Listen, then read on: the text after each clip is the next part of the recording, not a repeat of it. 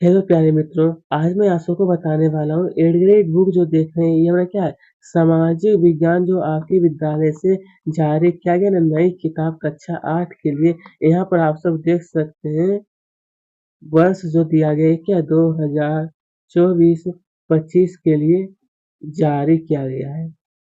तो आइए इसमें से मैं आपको बताने वाला हूँ। यहाँ पर देख सकते हैं आप सब सामाजिक एवं राजनीतिक जीवन। इसका नंबर आज देखेंगे अध्याय नंबर 3, जिसका नाम प्यारे मित्रों यहाँ पर बताया गया है कि संसद तथा कानूनों का निर्माण। ये दिया संसद तथा कानूनों का निर्माण। आइए प्यारे मित्रों, ये जो आप देख रहे हैं यहाँ पर आपको संपूर्ण हल बताया जाएगा, बिल्कुल नई किताब इस तरह से आप देख सकते हैं दोस्तों। आइए तो हम लोग देखते हैं, पहला प्रश्न देखिएगा और हमारे साथ आपको भी एडवेट बुक जो दिया गया वहां पर भी आपको सही सही आंसर भी लिख लीजिएगा, मेरे साथ नोट करिएगा। जिसे यहाँ पर कहा है कि प्रश्न है इलेक्ट्रॉनिक वोटिंग मशीन, जिसको इंग्लिश में इसका होता है दोस्तों ईवीएम, इसको कहा जाता है इंग्लिश में। तो कहा गया कि इस्तेमाल के क्या फायदा हुआ इसका इसका इस्तेमाल से। तो यहाँ पर कहा कि मत पत्र के कागज की बचत हुई, शिक्षा में वृद्धि हुई, मतदान प्रतिशत में वृद्धि हुई, या फिर मतदान की उम्र कम कर दी गई। तो ए नंबर जो देख रहे हैं मत पत्र के कागज की बचत हुई इससे। आइए दूसरा प्रश्न देखिए, तो यहाँ पर क्या है, राज्यसभा ये जो दिया गया है वो हमसे कहा कि राज्यसभा में निर्वाचित सदस्यों की संख्या कितनी है। राज्यसभा में कहा गया है, ये तो हमारा हो गया लोकसभा में 545 है, लेकिन राज्यसभा में 245 है। कितना 245। चलिए राज्यसभा में कितने सदस्य क्या है, कितने सदस्य राष्ट्रपति द्वारा मनोनीत किए जाते हैं। राज्यसभा में कितने सदस्य हैं दोस्तों जो कि राष्ट्रपति द्वारा मनोनीत किए जाते हैं। तो यहाँ पर कहा गया हमसे कि 12, 22, 10 या फिर 2। तो ये हो जाए दोस्तों हमारा 12। ए नंबर जो आप देख रहे हैं बिल्कुल सही हो जाएगा। आइए अब यहाँ पर देखिए प्रश्न 4 में कहा गया हमसे कि भारतीय संसद का अंग नहीं है। भारतीय संसद का अंग का कौन सा नहीं है। लोकसभा, राज्यसभा, राष्ट्रपति या फिर राज्यपाल। तो ऑप्शन नंबर डी ये जो राज्यपाल जो आप देख रहे हैं भारतीय संसद का अंग यह नहीं है।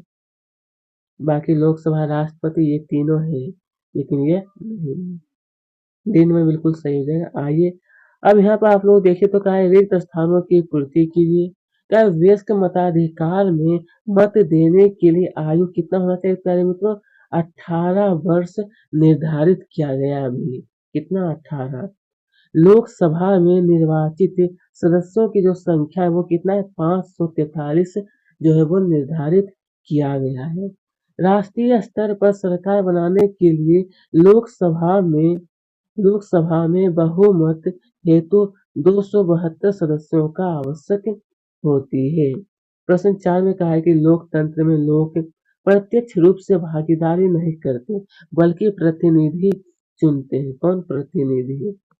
लोकसभा में मनोनीत सदस्यों की जो संख्या है वो 2 है। मतलब मनोनीत मनोनीत सदस्य जो किया जाता है दोस्तों वो 2 है। कितना 2। इस प्रकार से सभी का आंसर आप लिख लीजिए अच्छी तरह से। आइए अब यहाँ देखिए प्रश्न क्रमांक ये हमें दिया गया है 6 में कि कोई भी कहा गया प्यारे मित्रों हमसे कि कोई कोई भी पराधीन देश अपने फैसले स्वयं नहीं ले सकता। हमें अपने फैसले लेने का अधिकार कब मिला। हमें अपने फैसले लेने का अधिकार, तो यहाँ पर लिखना है कि 15 अगस्त 1947 को आजादी के बाद हमें अपने फैसले लेने का अधिकार मिला था। आइए अब यहाँ पर क्या संसद किसे कहा जाता है। ये जो संसद जो होता है दोस्तों क्या किसे कहा जाता है।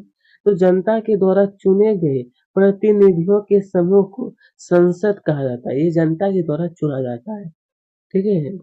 और ये किसके भाग है, ये जो अंग है दोस्तों वो हमारा ये लोकसभा के अंग होते हैं। अब यहाँ पर क्या है कि राज्यसभा के सभापति कौन है। राज्यसभा के सभापति तो देश के उपराष्ट्रपति राज्यसभा के सभापति होते हैं।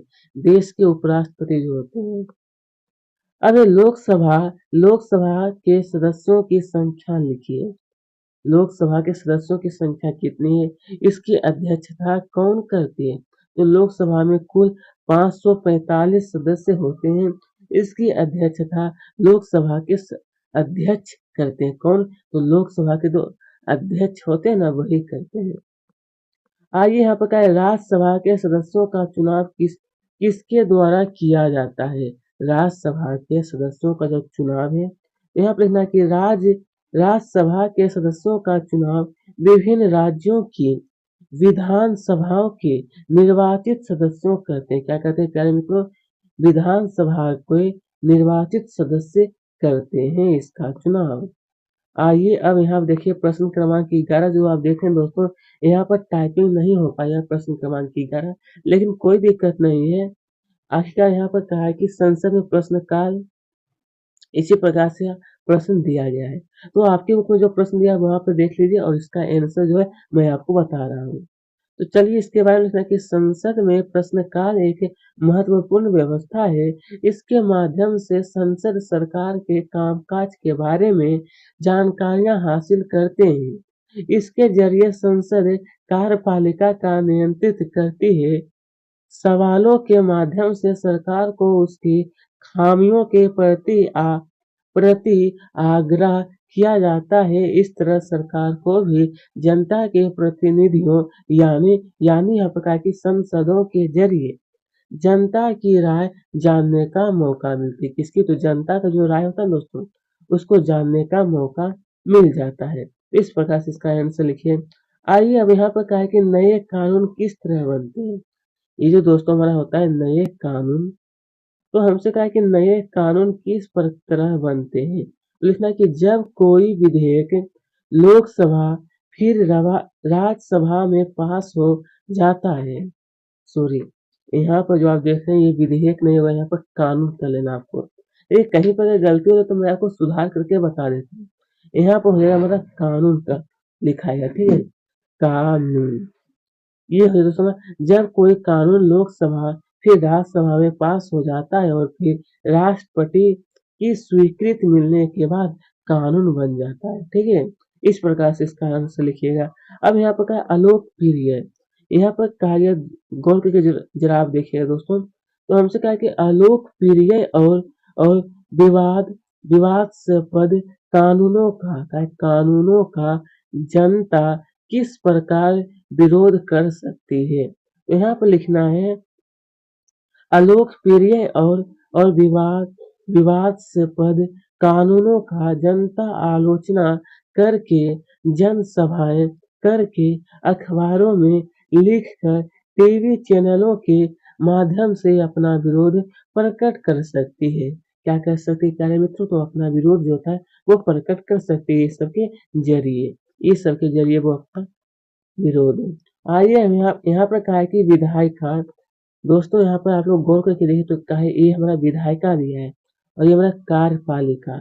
विधायिका और कार्यपालिका सरकार में क्या अंतर है ये दोनों में? तो लिखना है कि विधायिका और कार्यपालिका में निम्नांतर है। पहला, विधायिका को लोकसभा कहा जाता है। विधायिका को क्या कहते हैं?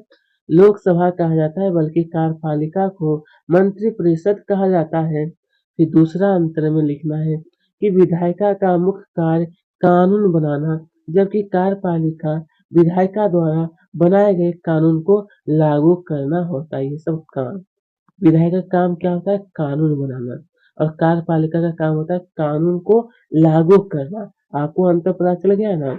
आप इसे अच्छी तरह से आप लिखने के बाद फिर से मतलब कभी समय मिलेगा तो आप स्वयं पढ़िएगा तो आप अच्छी तरह से आपको याद हो सकता है। तो प्यारे मित्रों, इस अध्याय में मात्र 14 क्वेश्चन ही टोटल दिया गया था, तो सभी का आंसर बता चुका हूँ और ज्यादा बड़ा उत्तर मैं किसी का नहीं बताया हूँ। तो धन्यवाद प्यारे मित्रों आप सभी को, और अभी तक हमारे चैनल को सब्सक्राइब नहीं किया तो जरूर कर लीजिएगा।